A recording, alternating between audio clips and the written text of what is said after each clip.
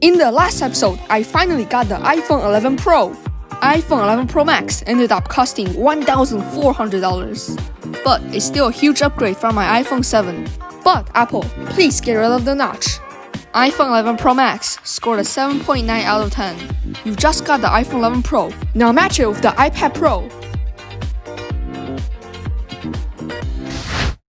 Apple just released its new iPad Pro during quarantine. New iPad Pro. I believe other fellow tech nerd YouTubers already did an in-depth review of this iPad Pro. So, we've been using this iPad Pro for more than a month. Came to a conclusion. First, this is the best tablet in the game.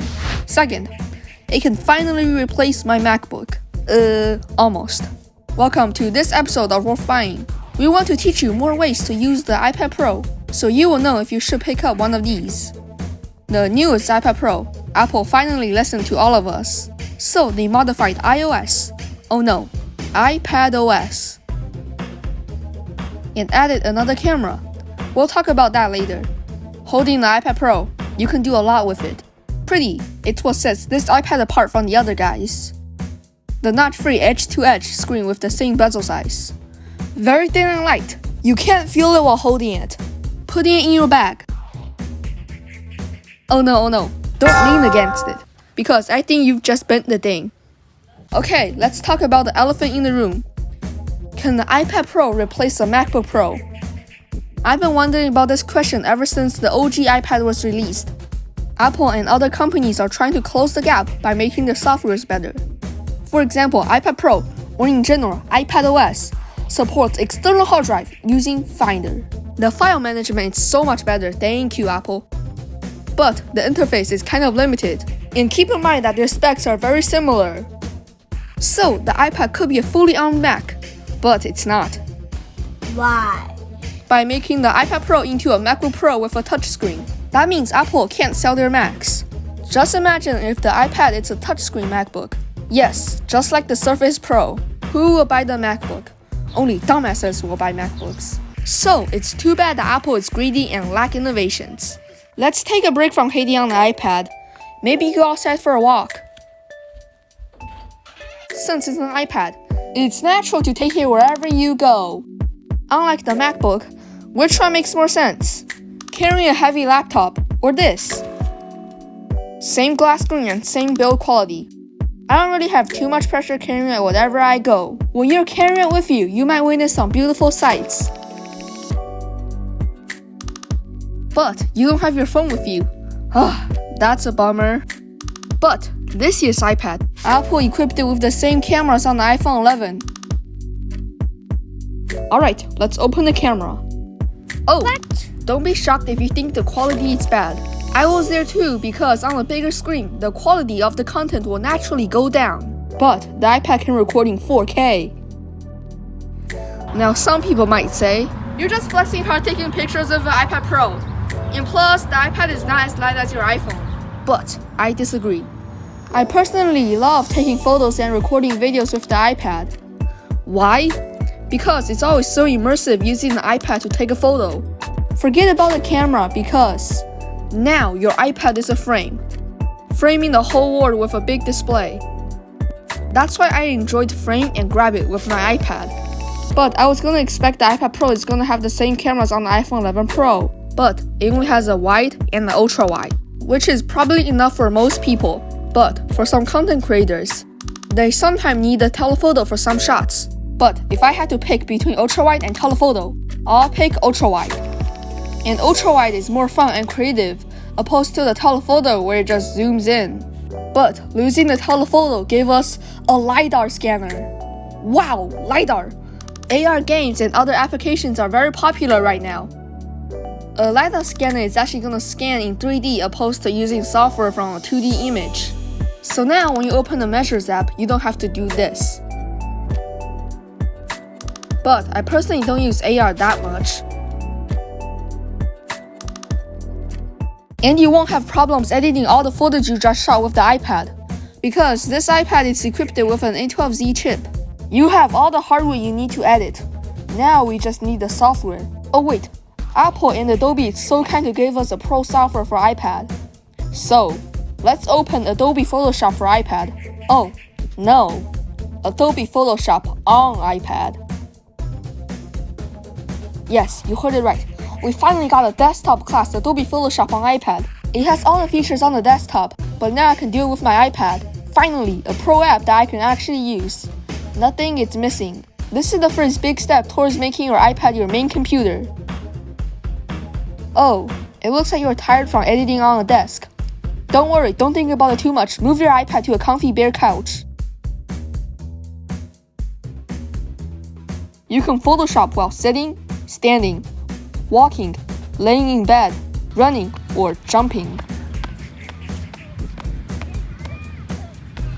Very nice. You can do your pro work wherever you want. Unfortunately, that's not true if you're a video editor like me. So, let's hope that Adobe will move Adobe Premiere Pro to iPad, or Apple move Final Cut to iPad.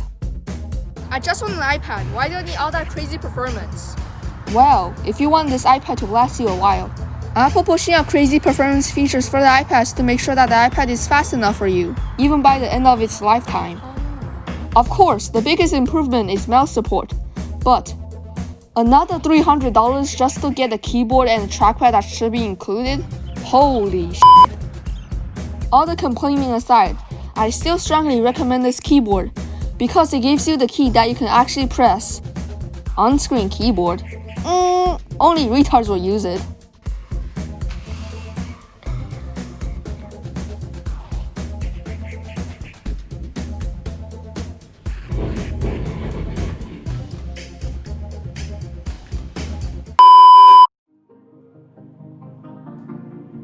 This keyboard is one of the best keyboards for the iPad I know. Not as good as the 16-inch MacBook Pro's new Scissor Switch keyboard, but it's definitely better than my trash MacBook Pro 15-inch butterfly keys.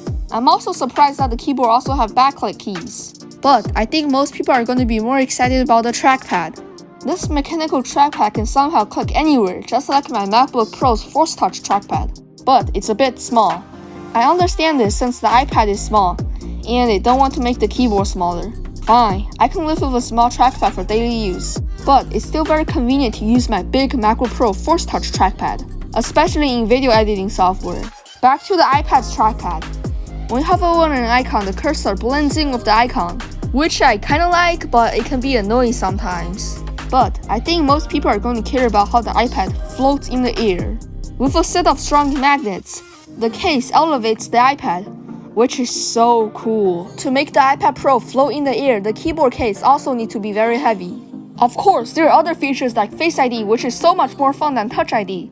I can unlock my iPad in seconds. Unlike the iPhone 11, the iPad Pro's Face ID works in any orientations.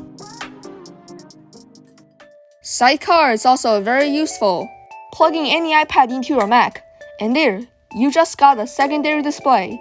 Look, you're a Photoshop master now, making small adjustments with a big separate viewfinder.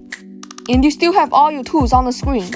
Or if you use Final Cut Pro, look, ultra big timeline, just enough for complicated projects. And these speakers are serious speakers, like almost as good as my MacBook Pro speakers. Alright, William, max volume.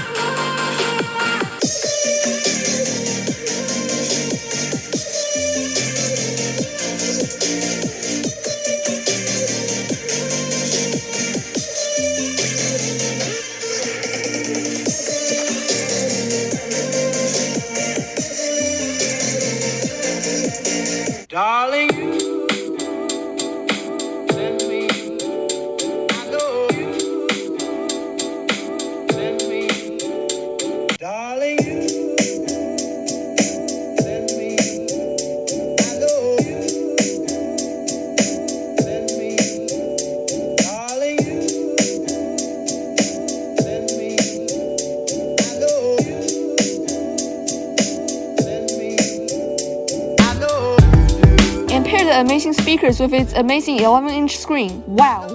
A portable Netflix machine. People always ask me, why do I like to watch movies on the MacBook? Wow, this is me watching a movie on the MacBook. And this is me with the iPad.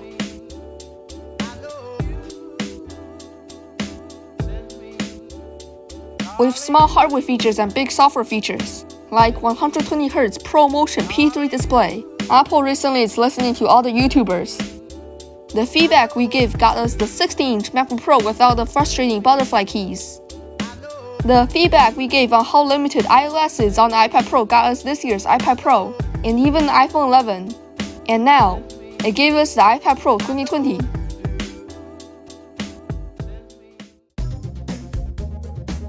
So, it's the iPad Pro worth buying?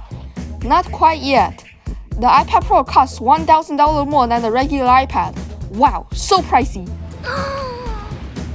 You've only bought a prettier iPad.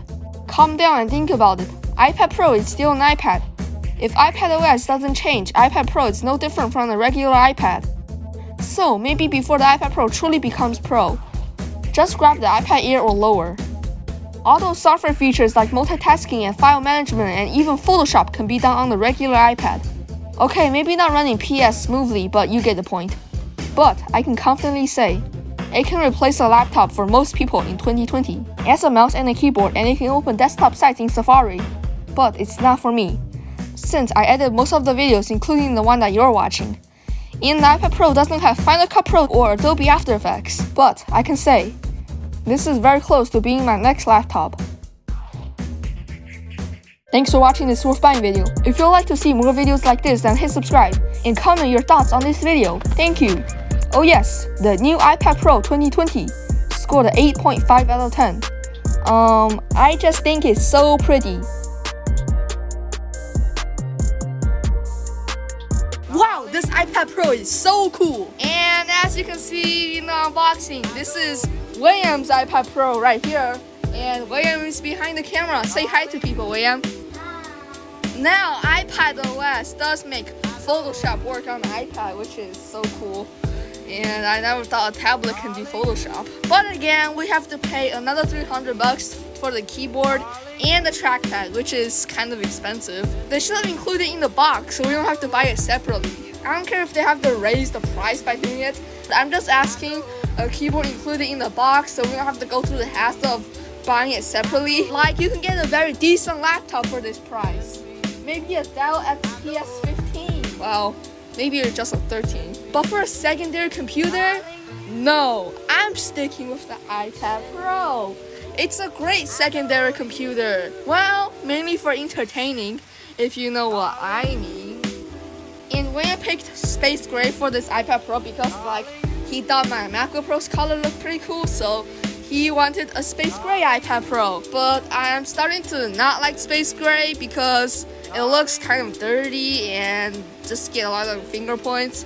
I'm actually starting to like silver because it just looks super clean and they can look super cool in certain lighting situations. And I hope you guys enjoyed the videos recently. Like we did the iPhone 11 Pro video last month, and now we're doing the iPad Pro video. And the cost of both combined is $2,300.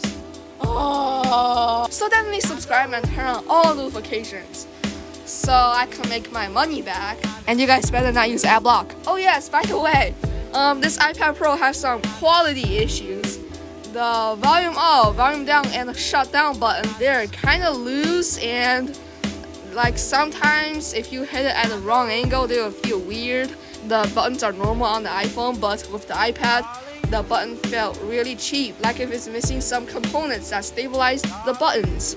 But for now, the buttons feel really cheap, and it's like a guitar now, since it can actually make a lot of noise when I'm like this. I don't know if you guys can hear it, but basically it's really loose. But anyways, comment time. 3D, CAD, music, whatever said. 两岸两会秉持了相互谅解求。Can I get a translator, please? Okay, after Google Translate, he basically asked for a sub for sub. Sub for sub I'm not that desperate yet. Also, I've been getting a lot of spam comments. It's not just like sub for sub.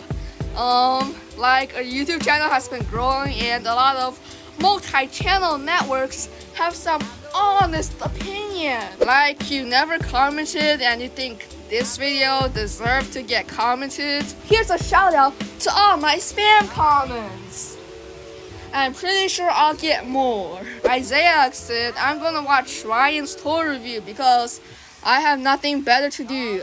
Well, you can watch our videos if you have nothing better to do. Start by pressing that subscribe. And that's enough comments, so I think I'm gonna end the video right here. So thank you guys for watching. Comment down below on what you think about this iPad Pro. And don't forget to subscribe. And I will see you guys next time with another video. Bye! Darling, you